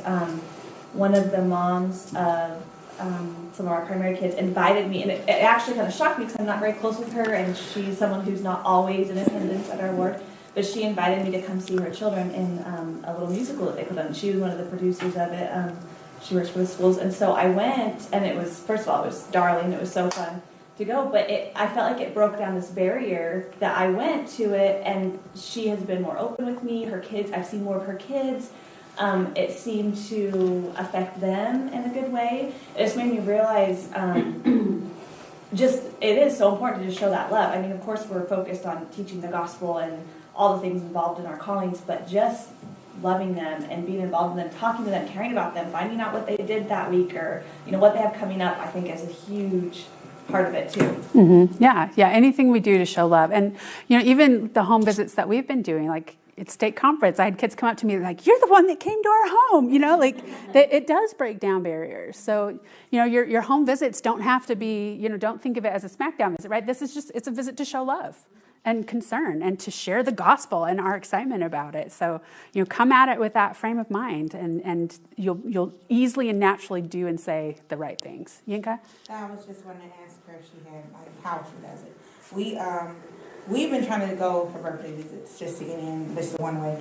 But another thing is, as far as the interests were concerned, our original idea was to ask their teachers, but their teachers don't have a whole lot of time for talking. Mm-hmm. So I put something in the newsletter telling the parents that we want to know these things. Haven't gotten a response yet. But how are you getting the information? Well, that one, she just reached out to me and said, "Hey, my kids are doing this. I'm kind of involved with this." She reached out to me. Sometimes in that transition time, I think we've both done this when we've been conducting, is when we're still waiting for people to come in, we'll just start talking to kids that are in there. Say, "Hey," because we've got that 10 minutes, the kids are just sitting there. So we might as well, until we're ready to start. So that's one thing we've kind of done. And I guess otherwise just, it is harder with the time constraint, but that's kind of how.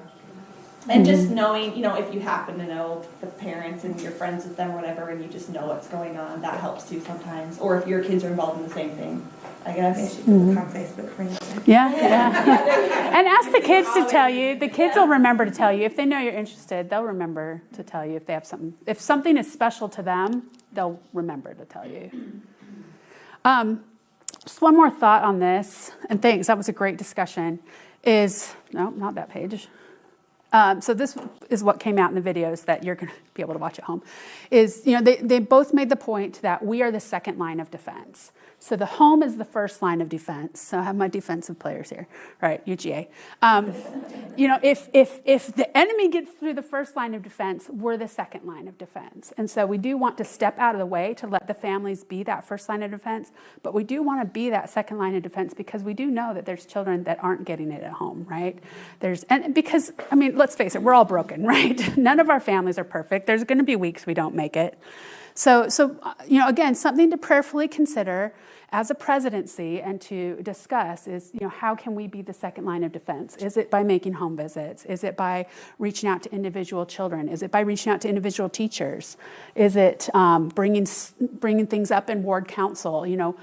This can look so many different ways. And, and I'm not going to tell you specifically what to do because of the things we talked about earlier, like the changes in the church are there to get us to listen to the Spirit. And so that's what I want to encourage you to do is have a prayerful conversation about this and let the Spirit speak to you about the needs of your primary and your ward. And like I said, when you're there in those classrooms, you will receive revelation about what those children need and how to best help and support them. That's why being in those classrooms is important, is for that personal revelation component. So follow the Spirit, sisters, but I think these are important questions to ponder. Is what does church supported look like? What is my role as in a primary presidency in supporting learning and gospel teaching in the home? And particularly, how do we serve as a second line of defense for children that aren't getting the gospel in their home? How can we give them the resources and help that they need? And like I said, for God, I think we tend to think of things as there's a problem and there is one right solution. For God, there is an infinite number of solutions to every problem. And He will guide you to the one that is right for your children and for your primary and for yourselves. So don't be afraid. Go, like I said, come at it with a spirit of love, and you're going to do and say the right things.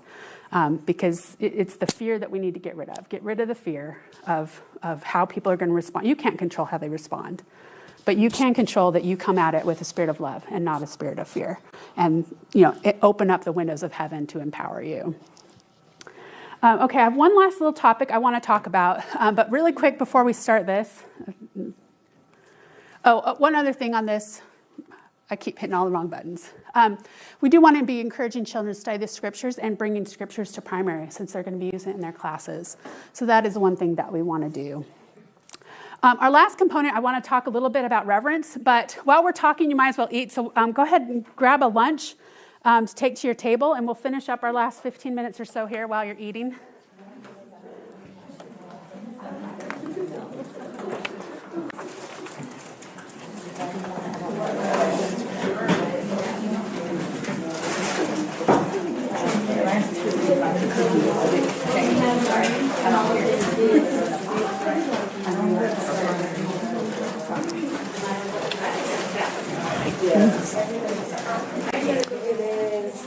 And the lunches are all the same, aren't they, Jana?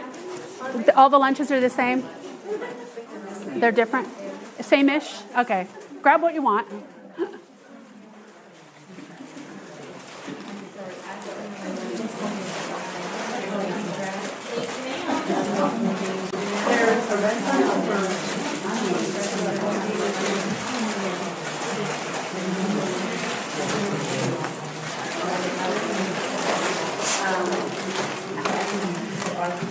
Okay, in the interest of getting you out on time, I'm going to proceed just to get through this last bit of information.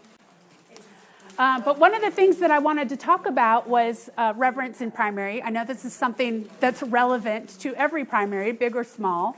So just a few thoughts and ideas. One is, one thing I've noticed, and this isn't in this stake, just this stake, this is everywhere I go, is that is the phenomenon of teachers that sit there. And the kid next to them can be doing all kinds of crazy, and the teacher just sits there, right? This is not unique to your unit or this stake.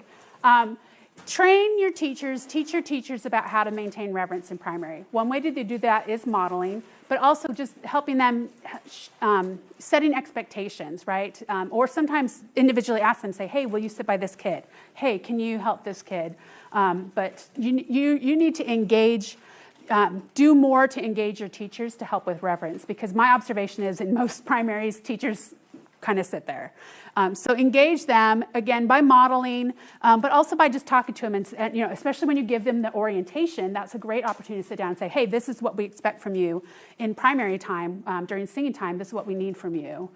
Another thing about reverence is you never want to talk over the children.